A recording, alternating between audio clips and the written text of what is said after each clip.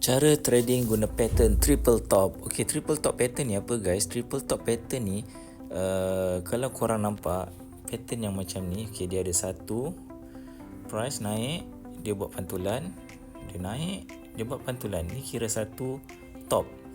Kemudian dia ada satu lagi top kat sini.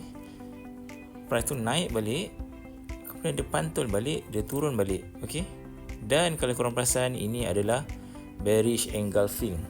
Bearish engulfing ni bila mana belah sini ni dimakan terus oleh candlestick yang merah ni. Ni namanya bearish engulfing. Ni adalah tanda downtrend. Untuk confirmation ketiga, dia ada price tu buat kenaikan balik. Okey. Dan dia tak close kat ujung ni, dia boleh turun balik. Ni namanya pattern triple top. Okey. Kalau korang mark tiga-tiga top ni, dia akan jadi satu area resistance. Kalau tengok pada pergerakan price ni, maybe dia adalah satu resistance yang kuat. So entry korang cantik. Kalau nak entry kat sini, korang boleh expect price tu turun level dekat asal kenaikan dia.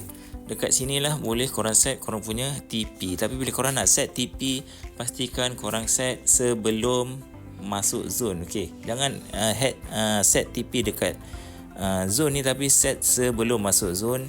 Dan stop loss korang set luar daripada zone. Jangan set dalam zone, luar daripada zone.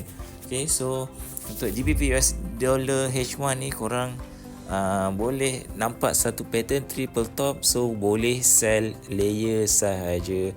So kalau korang rasa video ni bermanfaat, apa kata korang chat DM kami di YouTube, TikTok, Instagram.